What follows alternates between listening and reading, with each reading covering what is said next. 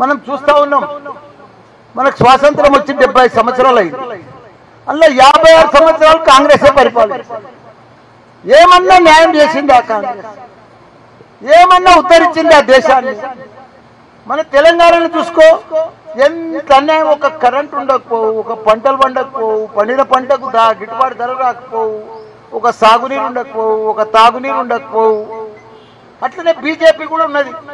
అంతకుముందు 10 ఏళ్ళు ఉంది, ఇప్పుడు 10 ఏళ్ళు ఉంది. వాళ్ళు కూడా ఏమి చేయలే ప్రజలకు. మాటలు చెప్పుకుంటా, 2 జాతీయ పార్టీలు మాటలు చెప్పుకుంటా, వాళ్ళకి ఎవరు ఆపోజిషన్ లేరు. వీళ్ళు లేకపోతే వాళ్ళు గెలుస్తారు, వాళ్ళు లేకపోతే వీళ్ళు గెలుస్తారు. తమిళనాడు లెక్క కరుణానిధి లేకపోతే జయలలిత గెలుస్తారు, జయలలిత అన్నది వీళ్ళు ఒకసారి. ఆ లెక్కన వీళ్ళు గెలుచుకుంటూ వచ్చి ప్రజలను నిండా మోసం చేసిర్రు, నిండా పాపం. కానీ ప్రజలకు ఇప్పుడు అర్థమైపోయింది. 10 ఏళ్ళు కేసీఆర్ పరిపాలన వచ్చింది. దేశంలో 28 రాష్ట్రాలలో అందరికి అర్థమైంది అసలు పరిపాలన అంటే ఇట్లా కేసీఆర్ లెక్కుంటుందా, పాలన అంటే ఇట్లుంటుందా, సాగునీరు ఇట్లా ఇవ్వగలుగుతామా, ప్రతి ఇంటికి నీరు ఇవ్వగలుగుతామా, ప్రతి పంటకు నీళ్లు ఇవ్వగలుగుతామా, 24 గంటలు నాణ్యమైన కరెంట్ ఇవ్వగలుగుతామా అనేది ప్రూవ్ చేసి చూపించిన ఘనత కేసీఆర్. 200 రూపాయలకు పింఛన్ ఉన్నదాన్ని 2000 రూపాయలు తీసుకొచ్చిండు.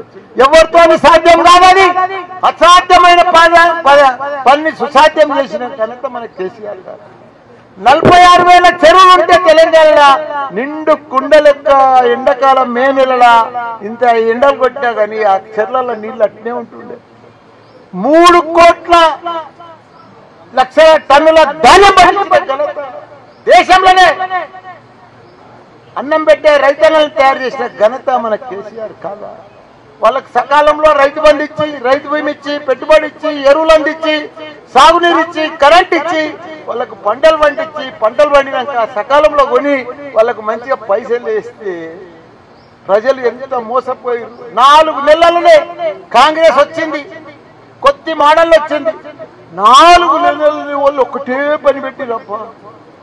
అసలు ఒకటే పని, కేసీఆర్ తిట్టాలి, కేటీఆర్ తిట్టాలి, వాళ్ళని జైలు వేస్తాం, వీళ్ళని జైలు వేస్తాం. ఇదేంటా ఇది?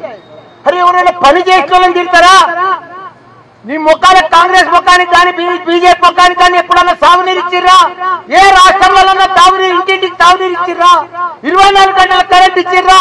దేశంలో 28 రాష్ట్రాలు, ఒక్క రాష్ట్రం చూపారు మీరు. అసలు మీకు ఓట్లు అడిగే హక్కు, తెలంగాణలో నైతిక హక్కు మీకు లేనే లేదు. ప్రజలు మీకు ఎయ్యలేయారు ఎప్పుడు కూడా. కేసీఆర్ అంత పెద్ద ఆలోచన చేసి దేశంలోనే ఒక ఆదర్శ రాష్ట్రంగా తీసుకొచ్చి ఇవన్నీ చేస్తే వాళ్ళని తండ్రి కొడుకులను టెలిఫోన్ స్కామ్ అని, ఆ స్కామ్ అని, అది కాళేశ్వరం స్కామ్ అని, చిన్న ప్రపంచంలోనే ఎత్తైన ప్రాజెక్టు కట్టిండు కాళేశ్వరం ప్రాజెక్ట్. అది చేయాలనుకుంటే చేయలే, నీళ్ళు ఇవ్వాలనుకుంటే ఇవ్వలేకపోయినాళ్ళు. ఏదో వంక పెట్టి 3 పిల్లలు ఏదో దసుకుతే దానికి వంక పెట్టుకుంటాన్ని ఆపి రైతులనంతా 1,00,000 ఎకరాలకు పొలాలు ఎండబెట్టి తాగునీరు వస్తలేదు, పంటలు పంటలేవు. 4 నెలలనేనా ఇంత ఆగమాగమా, ఇంత ఇదా? అసలు కాంగ్రెస్ కు అడ్మినిస్ట్రేషన్ వస్తుంది, అసలు పరిపాలన వస్తలేదు వాళ్ళకు. ఎందుకో నాకు అర్థమైతే లేదు. ఇప్పుడు డైరెక్ట్ ప్రతి ఇంటికి నల్ల నీళ్లు, రిజర్వాయర్లు ఎక్కడ లేని విధంగా కట్టిపెట్టాం మన కేసీఆర్ గారు. సిరిప్ సెక్షన్ అంతా శాంక్షన్ సిస్టమ్ అంతా తయారై ఉన్నది. గాలి నల్లలు నీళ్లు తెచ్చి ఇప్పితే అయిపోయి, నీళ్లు ఇస్తే అయిపోయి. సాగునీరు కోసం మొత్తం సిస్టమ్ డెవలప్ చేసి పెట్టిండు. సరిగా నీళ్లు తెచ్చి ఇచ్చి పెడితే అయిపోయి. చెట్లను నింపేందుకు రెడీగా పెట్టిండు, కాలువలు, పైప్ లైన్లు అవి ఇప్పితే అయిపోయి. నువ్వు సిరిప్ మేనేజ్మెంట్ చేస్తే అయిపోయి. అది కూడా చేయొస్తలేదంటే దానికి పట్టుకొని అది ఏదో వంక పెట్టుకొని పొత్తు కొట్టి ఇష్టం ఉన్నట్టు కేసీఆర్ని తిడితే ప్రజలు గుర్తుపట్టరా? పని చేసేవాళ్ళని వాళ్ళని తిడితే ప్రజలకు అర్థం కాదా? సడన్ గా కేసీఆర్ గారు బస్సు యాత్ర పోతే TV9లో మాట్లాడితే అందరికి అర్థమయ్యేటట్టు చెప్తే ప్రజలంతా కళ్ళు తెరిచింది. పోయమ్మో, ఇంత పెద్ద గొప్ప మహాత్ముని, ఇంత పెద్ద తెలంగాణ దేవుణ్ణి వీళ్ళు నడమంత్రం సీరియల్ వచ్చి వాళ్ళని తిడుతున్నారు. ఆ పెద్ద మనిషిని హైదరాబాద్ అంతా కూడా అమెజాన్, గూగుల్, ఫేస్బుక్, యాపిల్ కంపెనీలతో నింపి పడేస్తే ప్రపంచ 9 లక్షల మందికి ఉద్యోగాలు ఇప్పిస్తే ఆ కేటీఆర్ పట్టుకొని తిడితే, కేసీఆర్ పట్టుకొని పెట్టి వాళ్ళ బిడ్డను కూడా జైలు వేసి ఇవన్నీ చేస్తే ప్రజలు ఊపుకుంటారా చెప్పు? ఇప్పుడు MP ఎలక్షన్స్ వచ్చినాయి, గెలవాలి, ఛాలెంజ్ చేస్తారు, గెలుపవాలని బాబు మా బిడ్డ నివేదిత గ్యారంటీ గెలుస్తున్నది, మా తమ్ముడు రాగి లక్ష్మారెడ్డి గ్యారంటీ, ప్రజలంతా మా దగ్గర ఉన్నారు, మేము పని చేసినాం, నేను కూడా ఎమ్మెల్యే ఉన్నా, మంత్రి ఉన్నా, ఇక కూర్చున్నామంతా 2 సార్లు 3 సార్లు ఎమ్మెల్యేలు ఉన్నాం. మేము ప్రజలకు నీరు ఇచ్చినాం, మేము కళ్ళల్లో ఒత్తులేసుకున్నాం, కడుపు చంపుకున్నాం, రాత్రి పగలు ప్రజలు ఎంబడి ఉన్నాం, ప్రజలకు అన్ని రకాల కూడా అభివృద్ధి చేసినాం. మాకు ఓటు అడిగే హక్కు మాకే ఉంది. ప్రజలు మేము ఎప్పుడు మోసం చేయలేదు, ప్రజలకు ఎప్పుడు మేము ఇబ్బంది పెట్టలేదు, ప్రజలకు రోజు ప్రజలలో ఉన్నాం, ప్రజల సమస్యలన్నీ కూడా పరిష్కరించుకున్నాం. ఈ రోజు ప్రజలకు పోతే ఎంత ఆదరణ వస్తుంది, ఎంత ఆదరణ వస్తుంది, ఎంత ఆదరణ వస్తుంది. అసలు మామూలు ఆదరణ లేదు. అసలు మేము పోతా ఉంటే ఇప్పుడు మా కేసీఆర్ గారు బస్ యాత్ర పోతే ఏం పబ్లిక్ ఏం పబ్లిక్ ఏం పబ్లిక్ అసలు అర్థమైతే లేదు. అసలు వాళ్ళు బీజేపీ కాంగ్రెస్ 2 దిమ్మ తిరిగిపోయి వాళ్ళు అవుట్ అయిపోయారు, వాళ్ళకి తెచ్చిపోయింది. ఓ అమ్మో రామరామ, వాళ్ళు ఫస్ట్ మంత్ ఏదో జోరు మీద ఉందనుకో, సెకండ్ మంత్ ఇక మాకే తిరుగులేదు అనుకున్నారు, థర్డ్ మంత్ వస్తే కదా ఆడికాడికి కనిపిస్తుంది, ఇక 4th మంత్ వస్తే కదా మొత్తం కుప్పకూలిపోయింది కాంగ్రెస్ బీజేపీ. లేదా ఆదరణ మీకు కూడా తెలుసు, అందుకే అవుతున్నారు మీకు. అసలు బీజేపీకి కాంగ్రెస్ కు ఓటు బ్యాంకు లేనే లేదు, ఒక లీడర్ లేడు. మా కృష్ణ 3 సార్లు గెలిచింది, బీజేపీని కాంగ్రెస్ చూపియాడా? ఇప్పుడు మా 2-3 సార్లు గెలిచింది, చూపిరా? ఓటు లేరు, క్యాడర్ లేరు, ఓటర్స్ అంతా ఎందుకని పని చేస్తాం. 36 ఫ్లైఓవర్లు కట్టించండి మా కేటీఆర్ గారి సిటీలో, ఎక్కడ కూడా సిగ్నల్ ఫ్రీ ప్రయాణం చేస్తే. అంత గొప్ప పని చేసిండు. వాళ్ళని పట్టుకొని వీళ్ళు మంత్రులు సీఎం కాడికి తిడుతురా. ఆ బీజేపీనేమో వాళ్ళు ఒక ఫేమస్ అయిపోయింది గాడిద గుడ్డు బొమ్మ పెట్టుకొని, ఓలేమో గాడిద గుడ్డు బొమ్మ అంటారు, ఓలేమో గాడిద గుడ్డు పెట్టి అంటారు. వీళ్ళేం చేశారు? గాడిద గుడ్డు, వాళ్ళు గాడిద గుడ్డు ఇస్తే వీళ్ళేం చేశారు? గాడిద గుడ్డు తింటారా? ఇప్పుడు గాడిద గుడ్డు బీజేపీ ఇచ్చింది, మరి వీళ్ళేమి ఇచ్చారు ప్రజలకు? 2000 ఇస్తాను, 4000 ఇచ్చినవా? 15,000 ఇస్తాను ఇస్తున్నావా? నువ్వు రైతు బంధు నువ్వు మహిళలకు మా చెల్లెళ్ళకి ఇస్తున్నావా? 2,500 అవన్నీ ఇస్తేనేమో ఆ బొమ్మ పెట్టుకున్నా నడుస్తుంది. నువ్వు కూడా గాడి బొమ్మనే పెట్టుకొని గాడి గుడి పెట్టుకొని తిరుగుతున్నావు. అది లెక్కనా? అది నువ్వు ఇచ్చినాక నేను ఇచ్చిరా 4,000 ఇచ్చిరా, నేను దమ్మున్నోని, నేను సీఎంను మాటి సీఎంను కేసీఆర్ని తిరుగుతాడు, కేటీఆర్ని తిరుగుతాడు, దేవిళ్ళ మీద ఒట్టేస్తారేమో. ఒట్లేస్తే వాళ్ళకి కానీ బరకత్ ఉంటుందా? ఒట్టే వాళ్ళు తింటారా? అవనమ్మకం ఉన్నోళ్ళు, అవగాహన లేనోళ్ళు, ఆయన మీద వాళ్ళకు నమ్మకం, నా మీద నాకు నమ్మకం లేనోళ్ళు ఒట్లెప్పుడు మన పెద్ద మనుషులు చెప్తారు, హెచ్చుగాంటి కాదురా ఆయన ఒట్లు తినొద్దని చెప్తారు. మంచిది కాదురా ఒట్లెప్పుడు తింటారు? వాళ్ళ పానం పోతుంటే ఒట్లు తినాలి. అట్లా నాకు మా పెద్ద అమ్మమ్మలు నాయనమ్మలు చెప్పు, మర్చిపోయి ఒట్లు తినవద్దు. వీళ్ళు ప్రతి మీటింగ్ లో ఒట్టే తింటుండే మన సీఎం. అసలు మంచిది కాదా? తన మీద తనకు నమ్మకం లేనోళ్ళు, అవనమ్మకం ఉన్నోళ్ళు, అవగాహన లేనోళ్ళు ఇవంతా ఒట్టు. అది మంచిది కాదు. వాళ్ళు పని చేసినోడు ఒట్టేందుకు తింటాడా? వేసి పాడిదాన్ని అప్పు. ఇప్పుడు మేము 7 లక్షలు అప్పు చేసినాము, అందులో 14 లక్షలు అప్పు చేసి, నువ్వు అప్పు చేసేసాయి 4,000 వేసాయి, 2,500 మా చెల్లెళ్ళకి వేసాయి. నీకేమంటున్నా చెప్పు? నిన్ను ఎవరు ఆపుతున్నారు? నువ్వు సీఎం కాదా? ఇంకా ఆపేది ఎందుక? మాటిచ్చినావు కదా, 9 తారీఖు రైతు బంద్ చేస్తున్నావు, రైతు మాఫీ చేస్తాను, తప్పే ఉంది. 15 ఆగస్టు ఎందుకు, ఇంకా 20 ఆగస్టు ఎందుకు? చెప్పు, ఏ చేస్తే పని అయిపోతుంది కదా. కాబట్టి దయచేసి పబ్లిక్ అర్థమైపోయింది, మాకే బాధ, ప్రజలు కూడా ఇబ్బంది పడుతుంది. ఈ తిట్ల పురాణం బంద్ చేసి ప్రజలకు ఇచ్చిన మాట కట్టుబడి ఉండి పని చేసేది నేర్చుకోమని ఆ మంత్రులకు నేను కూడా ఉచిత సలహా ఇస్తాను. ఎందుకంటే అది పద్ధతి కాదు.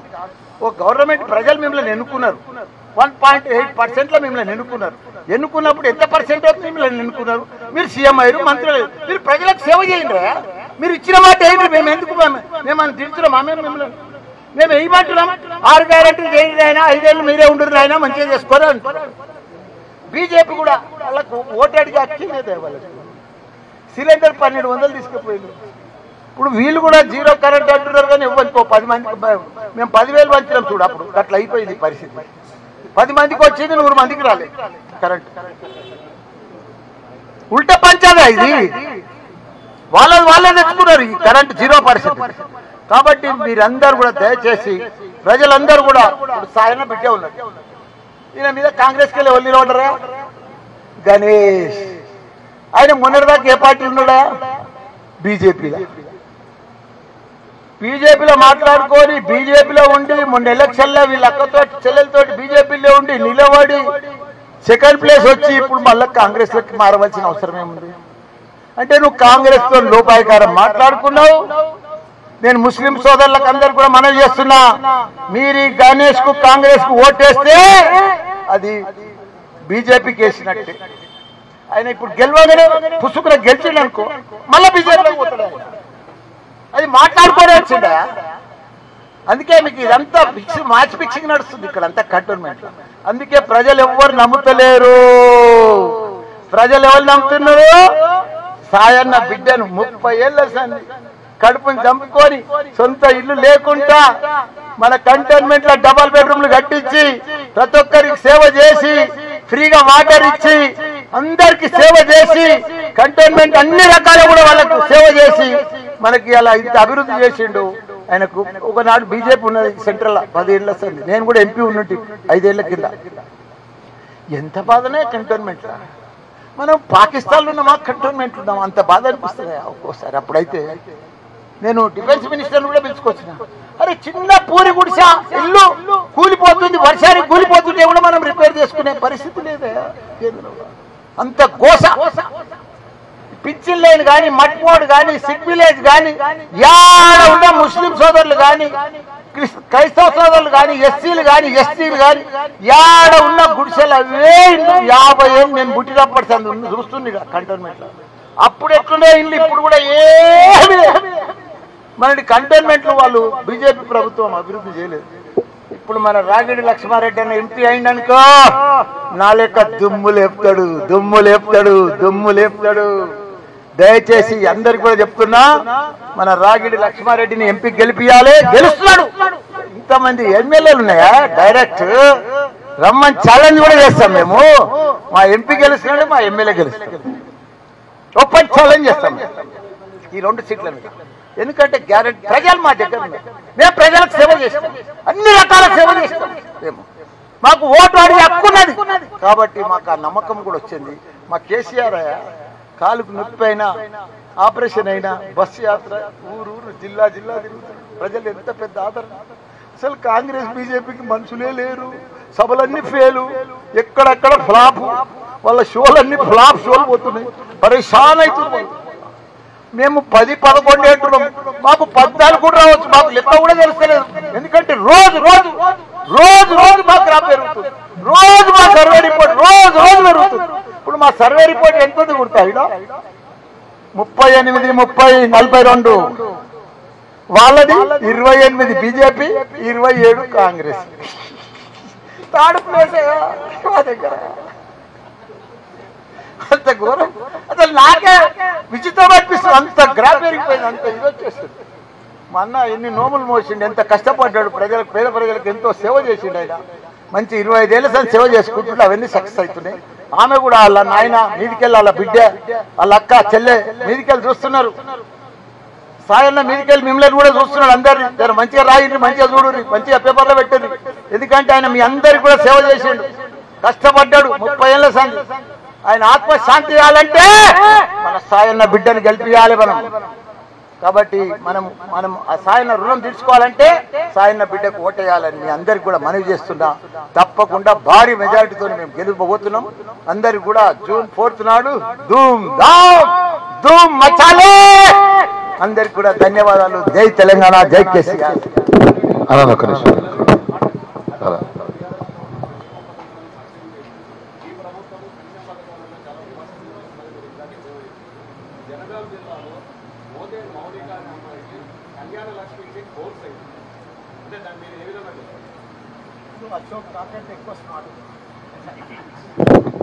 లక్ష్మి కళ్యాణ లక్ష్మి బోన్స్ అయిందంటే ఏ గవర్నమెంట్ లో అయినట్టు?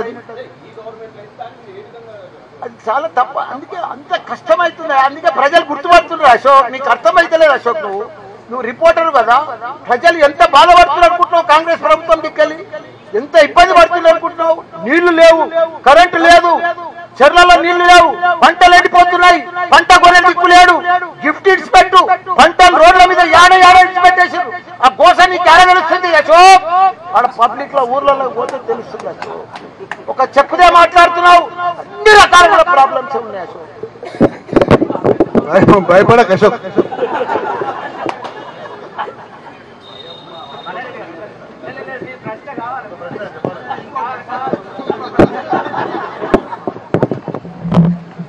ఓకే, థ్యాంక్ యూ అందరికీ.